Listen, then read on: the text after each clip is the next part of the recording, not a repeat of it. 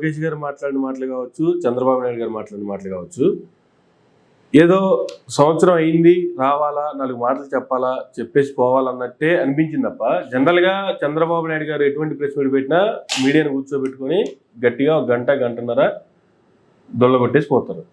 అది ఇద్దరు కలిసి కూడా 1 అరగంట, దాంట్లో కూడా ఇద్దరు ఏదో పోగొట్టుకున్నట్లుగా, ఏదో అయినట్టుగా, ఏదో విచారంగా, ఏదో మనకు కావాల్సిన మంచి బాగా ఆప్తమిత్రులు పోతే ఎలా బిహేవ్ చేస్తామో ఆ యాంగిల్లోనే ప్రెస్ మీట్ జరిగింది అనిపించింది నాకైతే.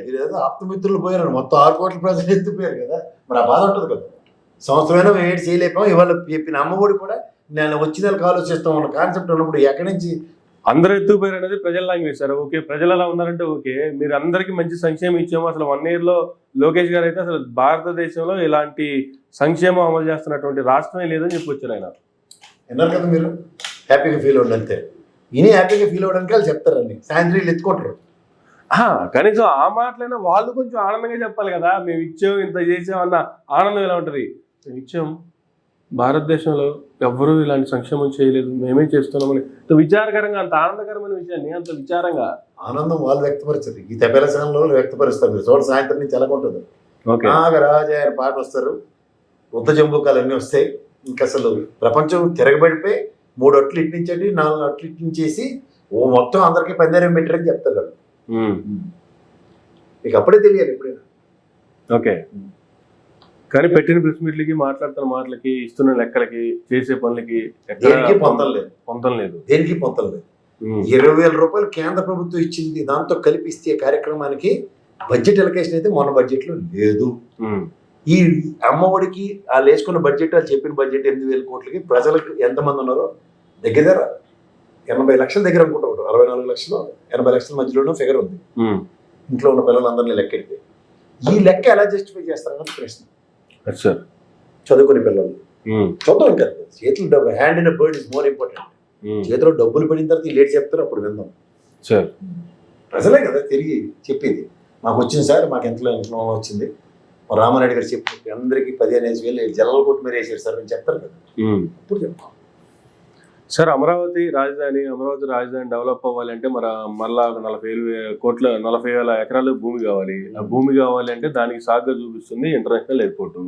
ఏవియేషన్ సంబంధించి సివిల్ మినిస్టర్ ఒక లెటర్ ఒకటి రిలీజ్ అయిన వాళ్ళ దగ్గర నుంచి 150 కిలోమీటర్ల పరిధిలో నార్మల్ ఎయిర్పోర్ట్లు పెట్టడానికి వీలు లేదనేటువంటిది వాళ్ళ దగ్గర నుంచి వచ్చినటువంటి లెటర్. కానీ వీళ్ళు 40 కిలోమీటర్లు ఉన్నటువంటి దూరంలో ఇంటర్నేషనల్ ఎయిర్పోర్ట్ గన్వరంలో ఉండగా మళ్ళీ ఇక్కడ ఇంకో ఇంటర్నేషనల్ ఎయిర్పోర్ట్ ని జనానికి మభ్యపెట్టి మసిపూసి మారేడుగా చేస్తున్నారు.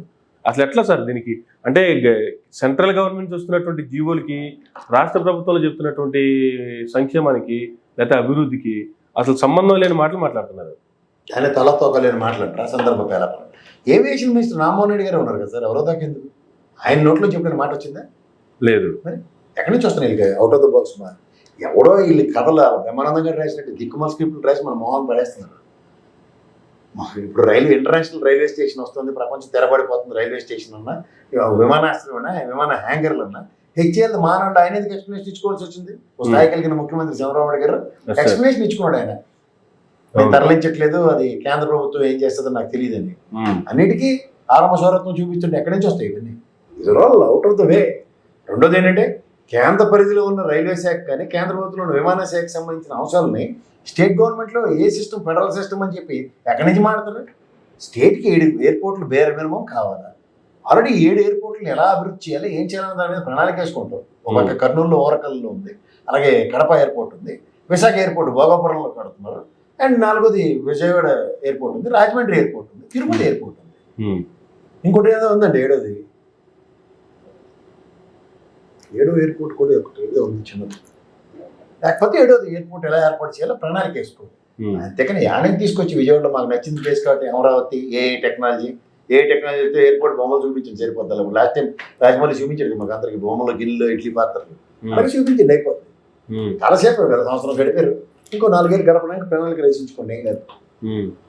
కానీ 1 year పాలన మీద కూటమికి ఇస్తున్నటువంటి సర్వేలే ఈరోజు రైస్ సర్వేకి సంబంధించి ఆయన ప్రవీణ్ పుల్లట్ల మళ్ళీ ఎర్లీ మార్నింగ్ ఒక పోస్ట్ పెట్టాడు.